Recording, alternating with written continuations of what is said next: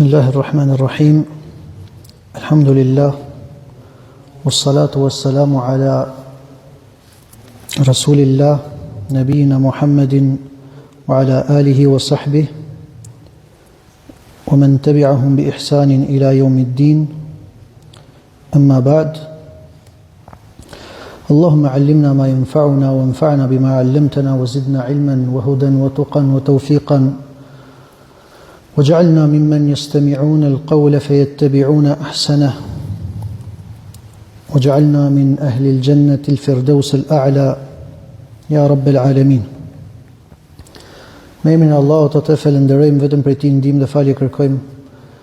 Atij lutemi të na ruaj prej skeqjes së vetave dhe veprave tona, cili ndoqë Allahu e udhëzon në rrugë të drejtë, nuk ka kush ta devijojë, e kushdo që devijon nga e drejta nuk ka për të udhëzues askush tjetër përveç Tij subhanahu wa ta'ala.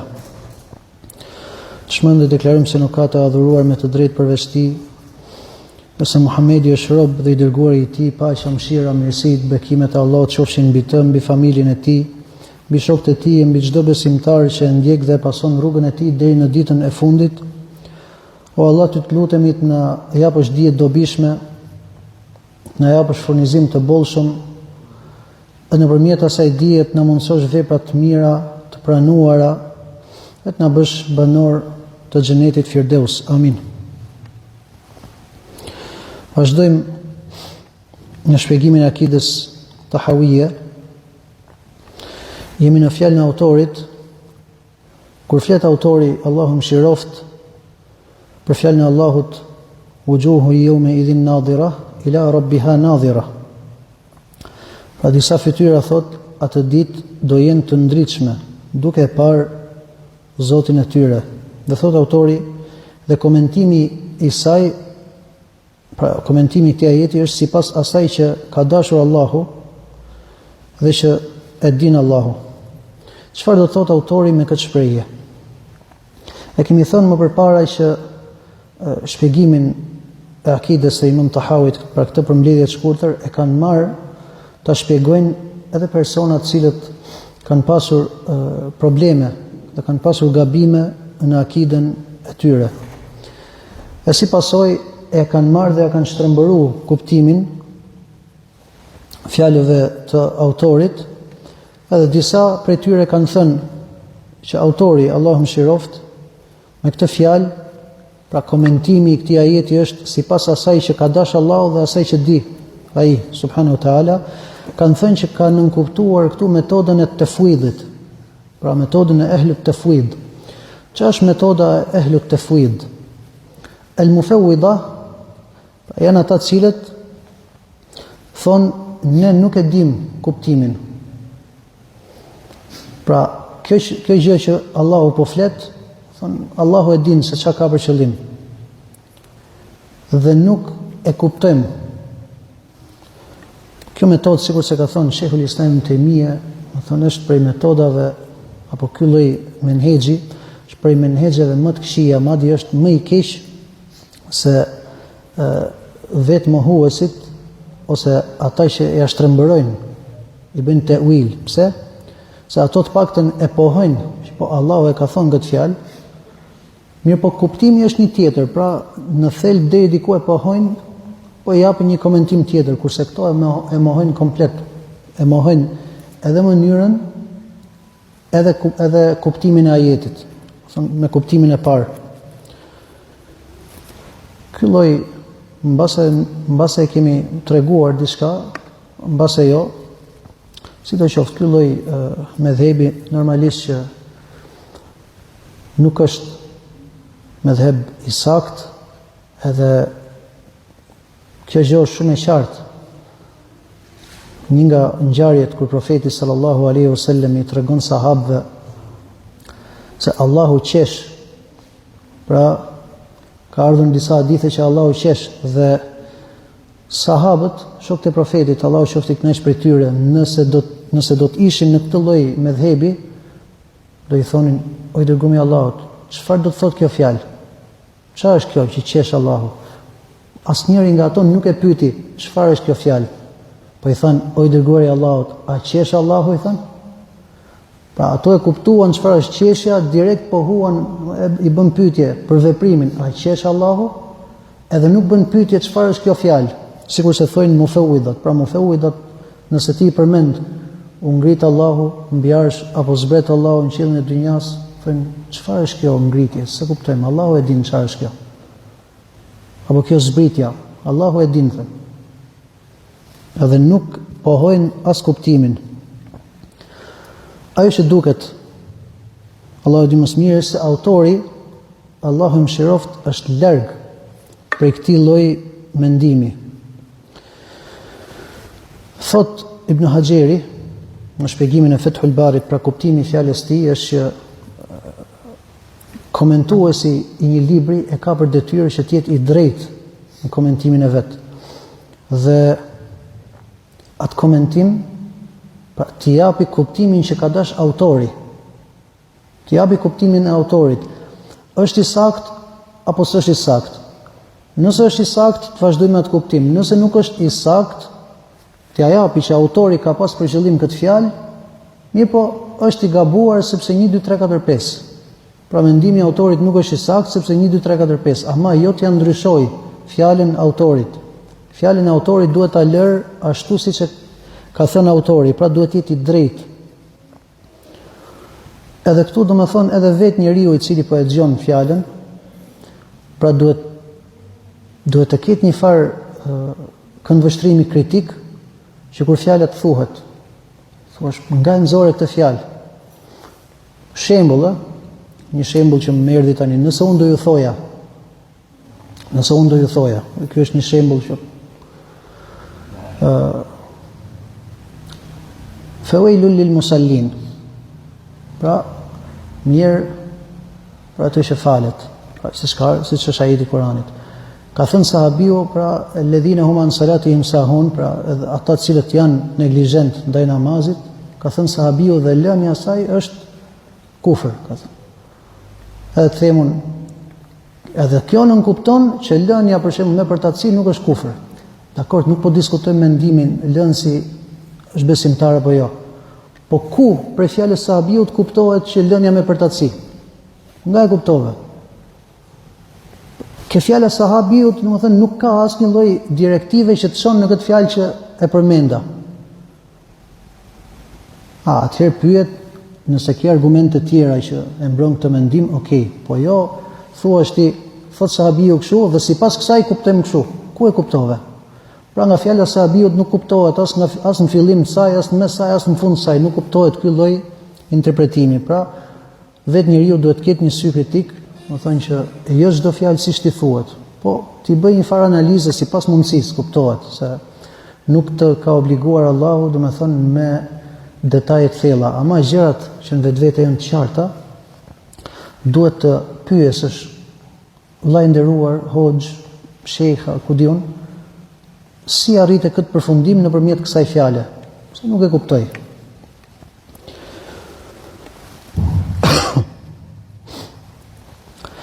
Pra, konteksti i fjalëve të autorit, po ta shikosh, tregon qartë se ky interpretim, domethënë tefwidi, është larg prej fjalës së autorit, Allahu mëshiroft, se vetë autori po ta shikosh e pohon shikimin e Allahut, thot, dhe shikimi është i vërtet, thot, për banorët e xhenetit. Pa përfshirje të plot edhe pa i përshkruar mënyrë, pra një formë. Jo se ne nuk e besojmë formën, besimi e Ehlusunnetit në cilësitë e Allahut është që ne pohojmë kuptimin, e pohojmë edhe formën, që ato e kanë një mënyrë, po ne nuk e dimë, nuk komentojmë. Ama Allahu e ka një mënyrë se si qëndron, se si ngjitet mbi arshin e tij subhanahu wa taala, dhe e ka një mënyrë se si zbret në qiellin e dynjas. Ama ne nuk e dim, e pohojmë, po Allahu e din se si është kjo zbritje, Allahu e din se si është ngritja e tij mbi arsh xhelle fi ula. Dhe ka diçka tjetër, nëse ky pretendim do ta marrim në konsiderat që këto thonë autori i përket këtij lloji medhhebi, themi që nuk është e arsyeshme apo e logjikshme një person mos të kuptoj, mos të di kuptimin e diçkaje edhe pastaj ta mohoj mënyrën e saj. Çfarë do të thotë? Autori, Allah më shiroft, e mohon pra se e dim, thotë ne nuk e dim mënyrën e këtij shikimi. Nuk e dim mënyrën e këtij shikimi. Apo thotë që ky shikim është pa përfshirje. Si mund ta thotë autori këtë ndërkohë që autori nuk e kupton çfarë është shikimi? Pra nëse autori do ishte për atyre që thotë ne nuk e dim çfarë është ky shikim. Kur flet Allahu për shikimin, ne nuk e dim. Pra është një kontradikt kjo lloj shtrembërimi që janë munduar t'i bëjnë fjalës autorit. Por sa autori ka për qëllim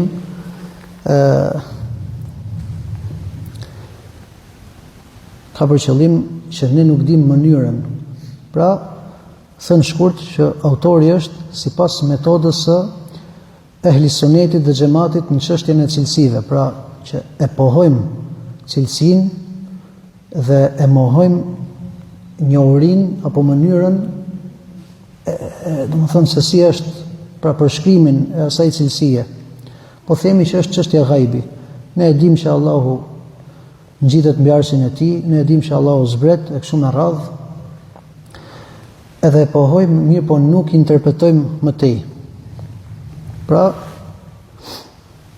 sipas asaj që duket është që Imam Tahawi në fjalën e tij dhe komenti i saj është sipas asaj që ka dashur Allahu dhe sipas asaj ashtu siç e di Allahu është se vetë leximi i ajetit mjafton për ta kuptuar, domethënë, kuptimin apo komentin e tij. Nuk ka nevojë për shtesa të tjera. Pra kjo e përforcon, domethënë, ajo që do e lexojmë më mbrapa inshallah. Pra qëllimi i Imam Tahawit është që ne pohojmë pa i bë shtrembërim apo interpretim apo komente sforcuara.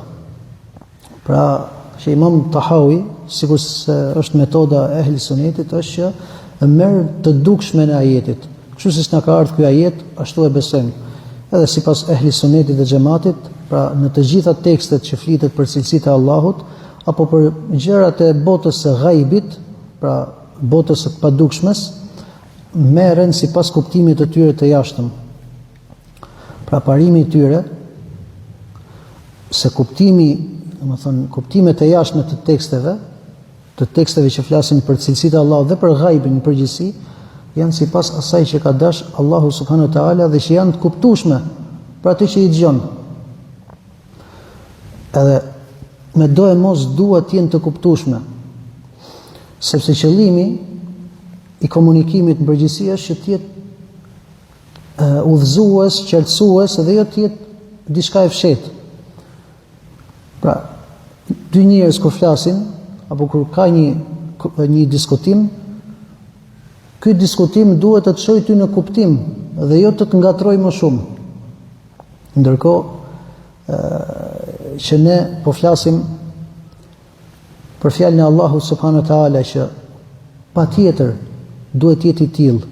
Thonë, nëse Allahu subhanahu wa taala do të kishte dash të jepte një kuptim tjetër përveç asaj të dukshmes, Allahu do e kishte sqaruar, do e kishte thonë. Pse? Se Allahu subhanahu wa taala Kur'anin kur e ka cilësuar, ka thënë që është udhëzim, sqarim, shpjegim i lehtë. Wala qad yassarna al-Qur'ana lidh-dhikr fa hal min mudakkir. E kemi lehtësuar Kur'anin për të përmend, për të përkujtuar. A ka persona që merren me të që të meditojnë kështu me radhë? Allahu subhanahu wa taala thot: o ju njerëz, ju ka ardhur ju këshill nga Zoti juaj, shërim për atë që gjendet në zemër, udhëzim dhe mëshirë për besimtarët. Thuaj me mirësinë e Allahut dhe me mëshirën e Tij le të gëzohen, sepse ajo është më e mirë se ajo që grumbullojnë.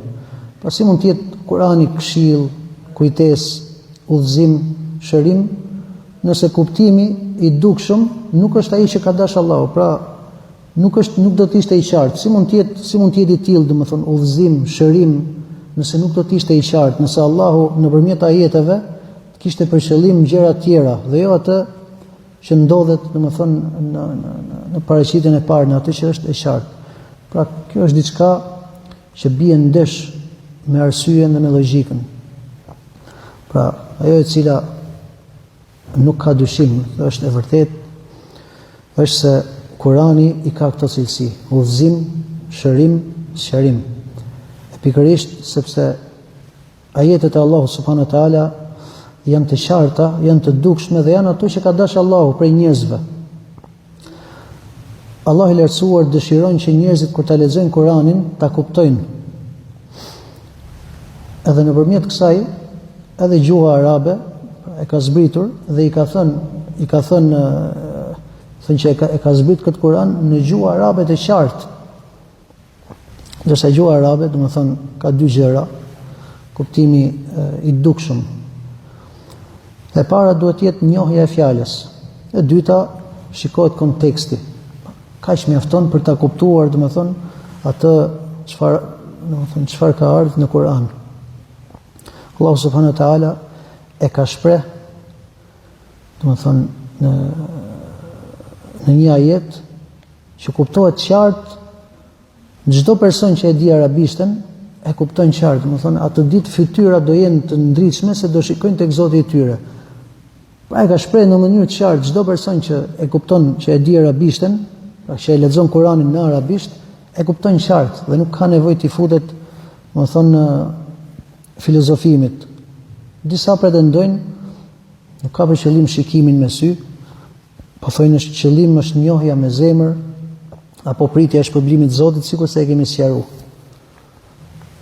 Po thuhet subhanallahu, nëse do të ishte ky kuptimi, a nuk do e kishte sqaruar Allahu subhanahu wa taala? Pra, a nuk do kishte qenë e lehtë për Allahun ta thonte që ky është, do të thonë, pritja e shpërblimit apo njohja e zemrës?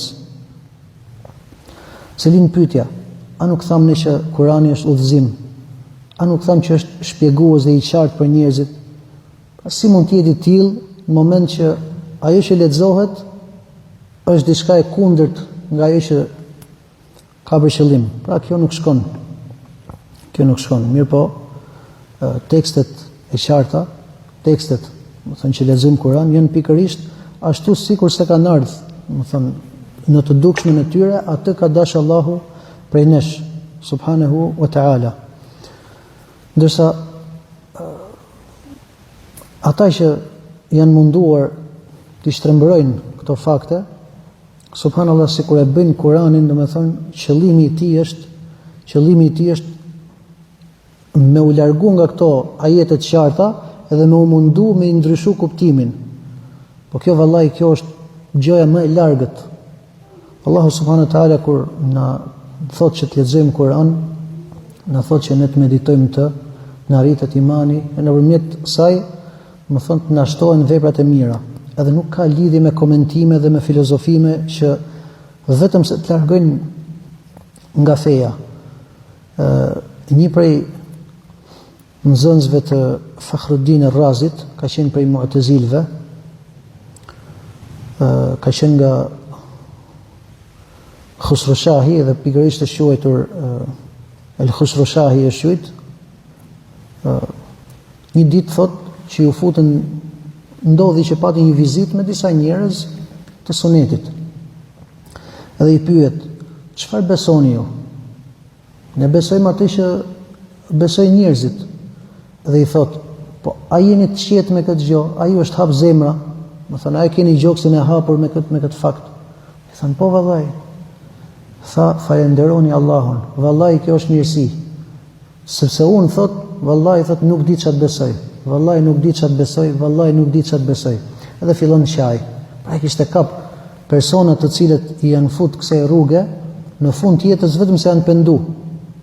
Vetëm se janë bë pishman, domethënë, ai që ka pas sinqeritet, kuptohet. Pra çmund desh u futa kësaj rruge, sepse as udhëzim nuk ka marr, as orientim, vetëm se është domethënë është ngatruar më shumë. Ndërkohë që ai i cili qëndron tek transmetimi, çka ka thënë Allahu, çka ka thënë profeti, si e kanë kuptuar sahabët, ai është i qetë. Ai është i qetë dhe ai është domethënë është i udhëzuar dhe është në dritë, ndërsa pjesa tjetër janë në errësirë. Gjithashtu, profeti sallallahu alaihi wasallam, a nuk ishte ai njeriu më i ditur për Allahun subhanahu wa taala? Padyshim. A nuk ishte ai personi më i sinqert? Padyshim. A nuk ishte ai personi më i aftë që mund t'ia mësonte njerëzve këto koncepte, nëse do të ishin domethënë tilla? Padyshim. Megjithatë nuk ka fol, nuk i është fut interpretimit. Ka thonë, i ka treguar njerëzve aq sa i mjafton me ditë. Pra ne duhet me ditë kufirin ton. Kufiri jon është deri aty ku ka fol Allahu subhanahu wa taala e pastaj me hesht. Prandaj kur Imam Tahawi, Allahu e mëshiroft, tha komentimi i tij është sipas asaj që ka dashur Allahu dhe sipas dijes së tij subhanahu wa taala, qëllimi është se nuk ka komentim tjetër shtesë përveç asaj që del nga kuptimi i dukshëm i tekstit. Pra ajo që ka ardhur në Kur'an, ai është komentimi i saj, dhe ne nuk ka komentime të tjera. Dhe fjala më e bukur që mund të themi si rregull për këtë është fjala që ka thënë Sufjan ibn Uyeyne, Allahu mëshiroft, për tekstet që flasin për cilësinë e Allahut, ka thënë tafsiruha tilawatuha was-sukutu anha. Pra, tefsiri i tyre është vetë leximi i tyre, dhe pastaj me hesht. Rezovti Ar-Rahmanu 'ala al-'arshi istawa, i gjithëmshirshëm i ngrit mbi arsh. Kaq mjafton hesht. Ky është komentimi. Që ai u ngrit mbi arsh, apo që zbret, apo që vjen e kështu me radhë.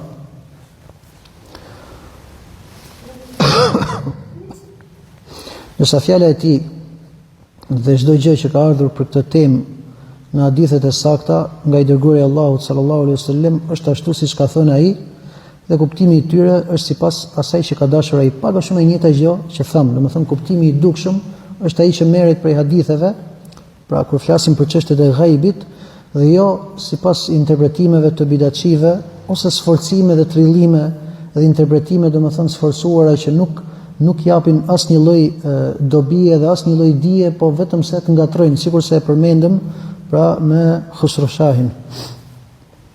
Shamsuddin al-Khusrushahi. Kështu e ka pas emrin, nëse s'gaboj, Shamsuddin al-Khusrushahi.